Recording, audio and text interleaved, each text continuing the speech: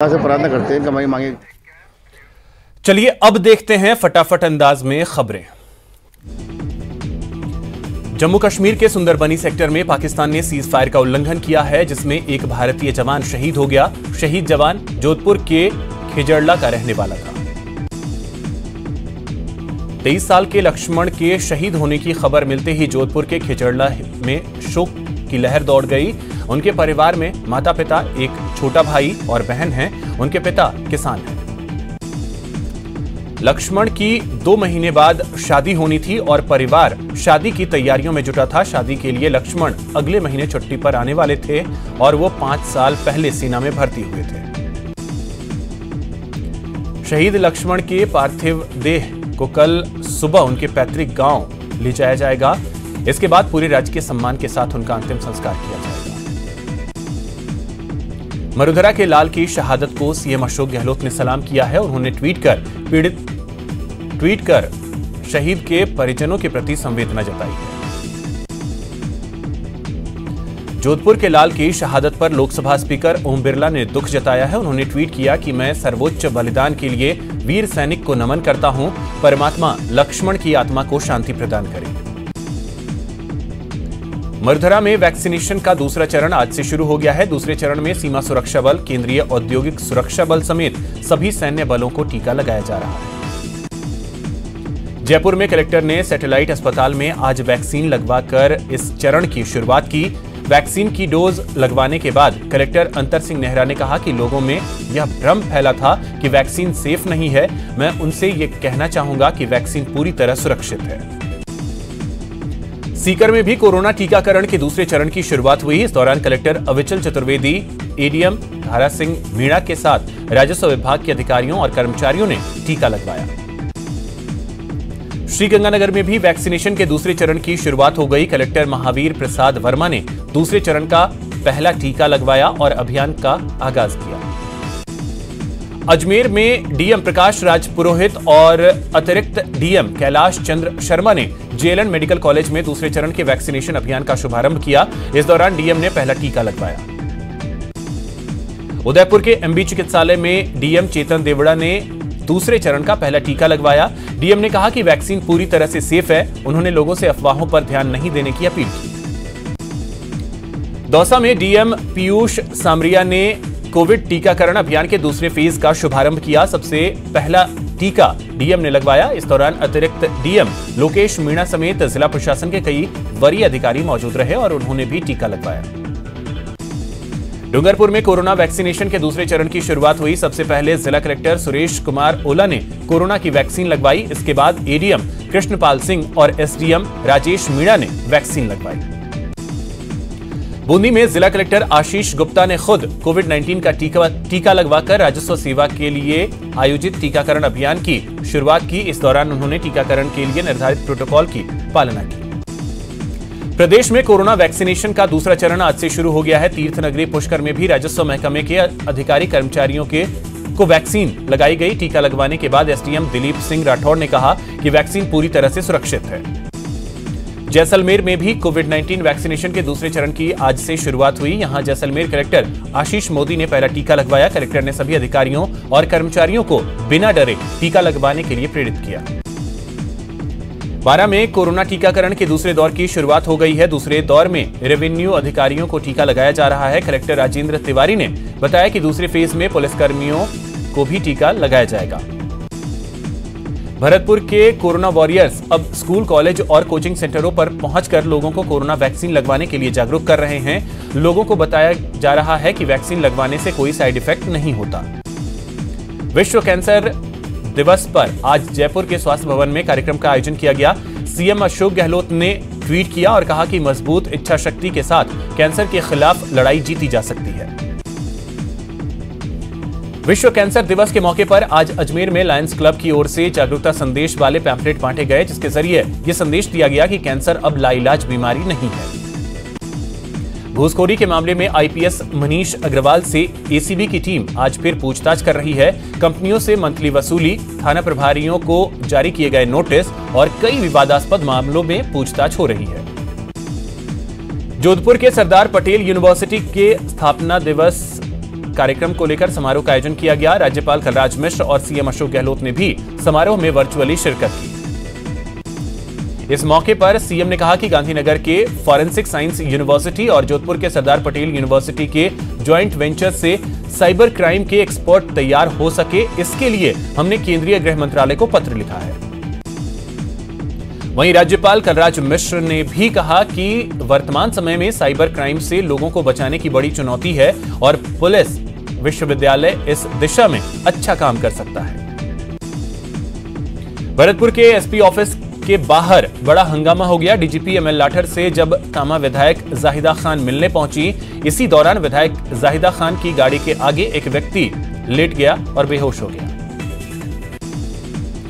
उदयपुर के महाकालेश्वर मंदिर में जलाभिषेक के दौरान जमकर हंगामा हुआ। अपने जन्मदिन पर सीडब्ल्यूसी मेंबर रघुवीर मीणा कार्यकर्ताओं के साथ महाकालेश्वर मंदिर पहुंचे। उन्होंने जलाभिषेक करने और विशेष पूजा अर्चना करने की अनुमति मांगी। मंदिर ट्रस्ट से जुड़े पदाधिकारियों ने कोरोना गाइडलाइंस का हवाला देते हुए जलाभिषेक की अनुमति देने से इनकार कर दिया, जिस पर कांग्रेसी कार्यकर्ताओं ने जमकर हंगामा किया।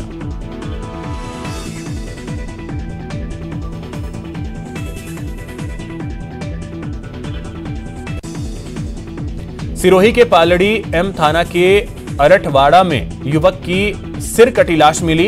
युवक की लाश मिलने से पूरे इलाके में सनसनी फैल गई। अभी तक मृतक की शिनाख्त नहीं हो पाई है। अजमेर के अलवर गेट इलाके में रेलवे क्वार्टर में युवक ने फांसी लगाकर अपनी जान दे दी। पुलिस के मुताबिक खुदकुशी करने वाले युवक का नाम बंटी सिंह था और वो रेलवे ट्रैकमैन का काम करता था। दौसा में कैदी की खुदकुशी का मामला तूल पकड़ रहा है। आज दूसरे दिन भी पोस्टमार्टम को लेकर विवाद जारी रहा। कल रेप और हत्या के आरोपी मदन लाल सैनी ने जेल में बाथरूम में फांसी लगा ली थी। परिजनों ने हत्या की आशंका जाहिर की है और शव का पोस्टमार्टम कराने से इनकार कर दिया है। परिजनों ने मामले की न्यायिक जांच कराने की मांग की।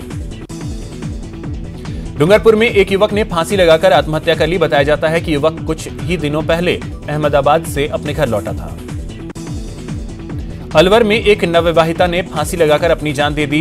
पीहर पक्ष ने ससुराल वालों पर हत्या का आरोप लगाया। अजमेर के जवाजा थाना इलाके में ट्रेलर और कंटेनर की जोरदार भिड़ंत हो गई। टक्कर के बाद दोनों वाहनों में आग लग गई, जिसमें चालक और खलासी जिंदा जल गए। बताया जाता है कि टक्कर के बाद डीजल टैंक फटने की वजह से आग लग गई। आग की खबर के बाद मौके पर पहुंची फायर ब्रिगेड ने 2 घंटे की मशक्कत के बाद आग पर काबू पाया। राजसमंद में नाथद्वारा कांकरोली रोड पर एक कंटेनर ने बाइक को अपनी चपेट में ले लिया। हादसे में बाइक सवार 2 युवकों की मौके पर ही मौत हो गई, जबकि एक अन्य गंभीर रूप से घायल हो गया। जैसलमेर के फतेहगढ़ में सांगड़ पुलिस थाने के पास सड़क हादसा हो गया। बोलेरो और कार की आमने सामने की भिड़ंत हो गई। हादसे में एक व्यक्ति की मौत हो गई, जबकि 2 लोग घायल हो गए। भरतपुर के आगरा जयपुर हाईवे पर भीषण सड़क हादसा हो गया। हादसे में एक महिला की मौत हो गई, जबकि 23 लोग घायल हो गए। हादसे में घायलों से मिलने विधायक जोगिंदर अवाना जिला अस्पताल पहुंचे। उन्होंने घायलों का हालचाल जाना और हादसे में मृतक महिला के परिजनों को सांत्वना दी। कोटा में भी रफ्तार का कहर देखने को मिला। यहां एक तेज रफ्तार बाइक ने बिजली के खंभे में जोरदार टक्कर मार दी। हादसे में बाइक सवार की मौत हो गई। बीकानेर के खाजूवाला में एक ट्रक और ट्रॉली की भिड़ंत हो गई, जिसमें ट्रक सवार 2 लोग गंभीर रूप से घायल हो गए। करौली के हिंडौन महवा नेशनल हाईवे पर एक तेज रफ्तार कार ने एक बाइक को टक्कर मार दी, जिसके बाद कार बेकाबू होकर सड़क पर पलट गई। कार में सवार 3 लोग और बाइक पर सवार एक व्यक्ति घायल हो गए। कोटा के सोगरिया इलाके में ईंटों से भरा एक ट्रक सीवरेज लाइन के गड्ढे में धंस जाने के कारण पलट गया। इस हादसे में एक स्कूटी ट्रक से बिखरी ईंटों के नीचे दब गई। हालांकि स्कूटी सवार युवती बच गई। सीकर की धोद थाना पुलिस ने एक बड़ी कार्रवाई करते हुए 5000 रुपए के इनामी बदमाश जितेंद्र उर्फ जीतू को गिरफ्तार किया है, जिसके पास से अवैध पिस्टल, मैगजीन और 5 कारतूस बरामद किए गए। भरतपुर में नगर थाना पुलिस ने गांव दुंदावल के जंगलों में अवैध शराब बनाने की भट्टियों को नष्ट किया और 1500 लीटर वॉश को भी नष्ट किया गया। प्रतापगढ़ की कोतवाली थाना पुलिस ने अलग अलग जगहों पर कार्रवाई करते हुए 30 लीटर देसी शराब जब्त की। कार्रवाई के दौरान पुलिस ने 3 आरोपियों को गिरफ्तार भी किया। भरतपुर के वैर के गांव ऊनापुर की चारागाह में आग लग गई, जिससे चारागाह की घास जलकर खाक हो गई। झुंझुनू के उदयपुर वाटी के तहसीलदार अनुराग यादव का एक वीडियो वायरल हो रहा है जिसमें वे अपशब्दों का इस्तेमाल करते हुए नजर आ रहे हैं। झुंझुनू में स्कूलों के 100 मीटर के दायरे में तंबाकू उत्पाद बेचने वाले 48 दुकानों के खिलाफ कार्रवाई की गई और 5,970 रुपए जुर्माना वसूला गया। अमेरिका ने भारत के कृषि सुधारों का समर्थन किया है। अमेरिकी विदेश मंत्रालय के प्रवक्ता ने कहा कि इन सुधारों से भारतीय बाजार मजबूत होगा और निजी निवेश भी बढ़ेगा। किसान आंदोलन को लेकर विदेशी प्रोपेगेंडा के खिलाफ दिग्गज हस्तियां एकजुट हो गई हैं। सचिन तेंदुलकर, लता मंगेशकर और विराट कोहली ने ट्वीट कर भारत के मामले में दखल देने पर कड़ा ऐतराज जताया है। क्रिकेटर सचिन तेंदुलकर ने ट्वीट किया है कि बाहरी ताकतें सिर्फ दर्शक हो सकती हैं, हिस्सेदार नहीं। उन्होंने कहा कि भारत की संप्रभुता से समझौता नहीं किया जा सकता। वहीं भारत रत्न लता मंगेशकर ने ट्वीट किया है कि भारत महान देश है और हम सभी भारतीय इसे लेकर गौरवान्वित हैं। मंगेशकर ने लिखा कि अपने लोगों के हितों को ध्यान में रखते हुए हम कोई भी समस्या सुलझाने में सक्षम हैं। विराट कोहली ने ट्वीट में लिखा है कि इस मतभेद के समय हम सब साथ जुड़े रहें। किसान हमारे देश का अभिन्न हिस्सा हैं। मुझे पूरा भरोसा है कि इस मुद्दे का कोई ना कोई हल जरूर निकल जाएगा। कृषि कानूनों के खिलाफ किसान आंदोलन का आज 71वां दिन है। इस बीच शिरोमणि अकाली दल के सांसद और पूर्व केंद्रीय मंत्री हरसिमरत कौर बादल समेत 10 विपक्षी दलों के 15 नेता आज किसानों से मिलने गाजीपुर पहुंचे, लेकिन पुलिस ने उन्हें रोक दिया। किसान आंदोलन के समर्थन में आरएलपी की ओर से 5 फरवरी को हर जिले में ट्रैक्टर परेड का आयोजन किया जाएगा। बीजेपी विधायक मदन दिलावर ने एक बार फिर किसान आंदोलन को लेकर मुख्यमंत्री और कांग्रेस पर निशाना साधा है। उन्होंने कहा कि ये वही कांग्रेसी लोग हैं जिन्होंने आपातकाल के वक्त संविधान की धज्जियां उड़ाई।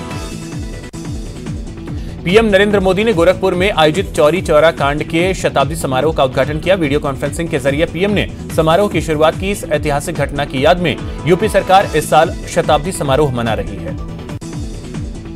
बीजेपी अध्यक्ष जेपी नड्डा अपने मिशन केरल के दौरान 2 दिवसीय दौरे पर कोच्चि पहुंचे, जहां पार्टी कार्यकर्ताओं ने उनका स्वागत किया। अपने 2 दिवसीय दौरे पर नड्डा पार्टी कार्यकर्ताओं के साथ कई बैठकें करेंगे।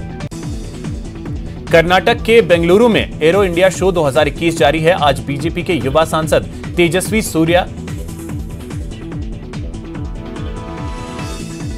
सूर्या ने यहां स्वदेशी तेजस लड़ाकू विमान में उड़ान भरी। कांग्रेस महासचिव प्रियंका गांधी आज उत्तर प्रदेश के रामपुर के दौरे पर हैं। रामपुर में प्रियंका 26 जनवरी को किसान आंदोलन के दौरान दिल्ली में ट्रैक्टर पलटने से मारे गए किसान नवरीत सिंह के परिवार वालों से मुलाकात करेंगी। झुंझुनू में कुंभाराम नहर परियोजना का मुद्दा एक बार फिर जोर पकड़ता जा रहा है। जनप्रतिनिधियों ने बजट देने की मांग को लेकर आंदोलन का बिगुल फूंक दिया है। कोटा में शिवपुरी और श्यामनगर इलाके में पिछले कई दिनों से कम दबाव से जलापूर्ति हो रही है, जिसको लेकर महिलाओं और पार्षदों का जलदाय विभाग के खिलाफ जमकर गुस्सा फूटा। पार्षद जितेंद्र सिंह और पार्षद प्रदीप कसाना के नेतृत्व में महिलाओं ने जलदाय विभाग के अकेलगढ़ वाटर फिल्टर का मेन गेट बंद कर प्रदर्शन किया। बाड़मेर कॉलेज के बाहर अपनी कई मांगों को लेकर एबीवीपी के छात्रों ने जबरदस्त प्रदर्शन करते हुए रास्ता जाम कर दिया। 6 फरवरी को संयुक्त किसान मोर्चा की ओर से चक्का जाम को सफल बनाने के लिए कई किसान संगठन ने बैठक की और झुंझुनू में पूरी तरह चक्का जाम करने का निर्णय लिया गया। भरतपुर में सड़क सुरक्षा माह के दौरान सुरक्षित यातायात नियमों का पालन करने की शपथ दिलाई गई। बाड़मेर में अतिक्रमण निरोधक दस्ते ने कार्रवाई करते हुए वन विभाग की जमीन पर सालों से काबिज लोगों को हटवाया। प्रतापगढ़ में अफीम की खेती काले सोने के नाम से जानी जाती है। अफीम की फसल पर इन दिनों सफेद फूल आने लगे हैं। ऐसे में किसानों को रात में जगकर फसल की सुरक्षा करनी पड़ रही है। कोटा में सुभाष सर्किल पर मुख्य रोड पर लगने वाला साप्ताहिक हाट बाजार अब से पुलिस थाने के पीछे मेला ग्राउंड में लगेगा। करौली में वायरमैन एसोसिएशन की बैठक अध्यक्ष प्रकाश माली की अध्यक्षता में आयोजित की गई। चित्तौड़गढ़ के गांधीनगर में विद्या भारती विद्यालयों के प्रबंधकों का सम्मेलन का आयोजन किया गया। किसान आंदोलन के समर्थन में आरएलपी की ओर से 5 फरवरी को हर जिले में ट्रैक्टर परेड का आयोजन किया जाएगा। गुर्जर समाज के नेता और पूर्व पार्षद सुरेश गुर्जर ने कोटा संभाग के आयुक्त केसी मीणा को ज्ञापन सौंपा, जिसमें मांग की गई है कि आगामी 60 भराई परंपरा को मनाने के देवनारायण मंदिर के पास व्यवस्थित घाट का निर्माण किया जाए। ब्रिज क्षेत्र भरतपुर में अन्नकूट महोत्सव की धूम मची हुई है। आज भी श्री बसंत हनुमान मंदिर पर विशाल अन्नकूट महोत्सव का आयोजन किया गया, जिसमें सैकड़ों की संख्या में श्रद्धालुओं ने पंगत में बैठकर अन्नकूट प्रसादी ग्रहण किया। देश में बीते 24 घंटे में कोरोना के 12,899 नए मामले सामने आए हैं, जिसके बाद मरीजों की संख्या 1,07,90,000 को पार कर गई।